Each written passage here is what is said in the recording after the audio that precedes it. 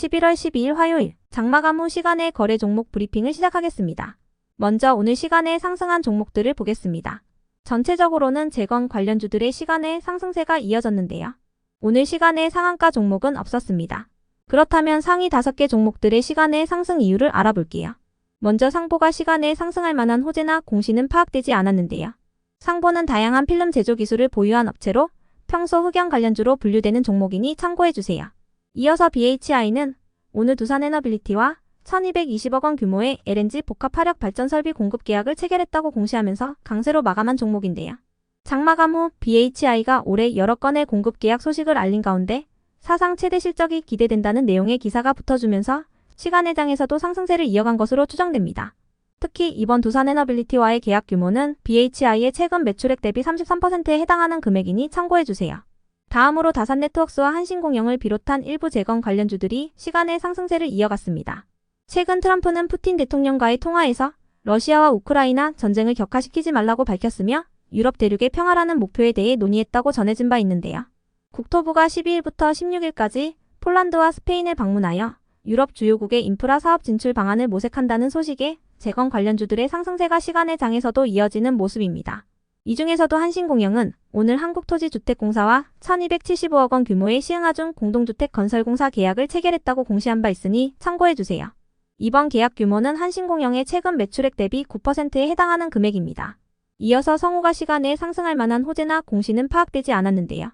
성우는 10월 31일에 신규 상장한 기업으로 최근 LG엔솔이 리비안가 46파이 배터리에 대한 대규모 공급 계약을 체결했다고 전해지면서 강세를 보인 바 있습니다.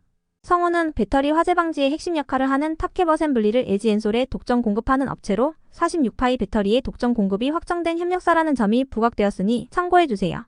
다음은 오늘 시간에 하락한 종목들인데요.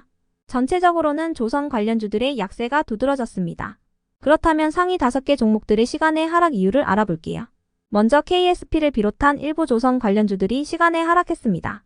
조선 관련주들의 경우 트럼프가 윤 대통령과의 전화통화에서 조선 관련 협력 가능성에 대해 언급했다고 전해지면서 최근 들어 상승세를 이어온 바 있는데요. 조선 테마와 관련한 후속 재료가 없는 상황에서 시간에 일부 조선 기업들에 대한 매도세가 이어진 것으로 추정됩니다. 조선 기업들 중에서도 현대임스는 장마감 후 투자경고 종목으로 지정되었으니 참고해주세요. 현대임스의 투자경고 해제 최초 판단일은 11월 26일입니다. 한편 진매트릭스가 시간에 하락할 만한 악재는 파악되지 않았는데요. 진매트릭스는 독일 디셀도르프에서 개최되는 의료기기 전시회인 메디카에 참가한다고 밝히면서 오늘 상승세로 마감한 바 있으니 참고해주세요. 다음으로 하이젠 R&M도 시간에 하락할 만한 악재는 파악되지 않았는데요. 최근 로봇 테마와 관련해서는 현대차그룹의 자회사인 보스턴 다이내믹스의 로봇계가 트럼프 당선인의 자택을 순찰하는 모습이 포착됐다는 이슈가 있었습니다. 그 밖에도 LG엔솔이 머스크의 우주항공기업 스페이스X로부터 배터리 납품을 의뢰받았다는 소식이 전해진 가운데 LG엔솔이 테슬라가 제조하는 휴머노이드 로봇의 파트너가 될 가능성도 거론되고 있는데요. 이 같은 소식에 어제부터 일부 로봇 기업들이 상승세를 보인 바 있으니 참고해주세요.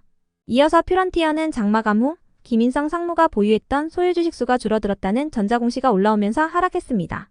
1만 5천 주가 줄어들었는데요.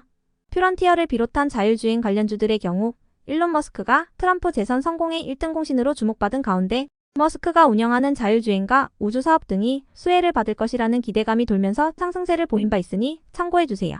다음으로 엔캠은 3분기 실적을 발표하면서 하락했습니다. 엔캠은 전년 동기 대비 매출액은 8% 감소한 1014억 원을 기록하고 영업이익은 적자 전환한 마이너스 53억 원을 기록했다고 발표했습니다.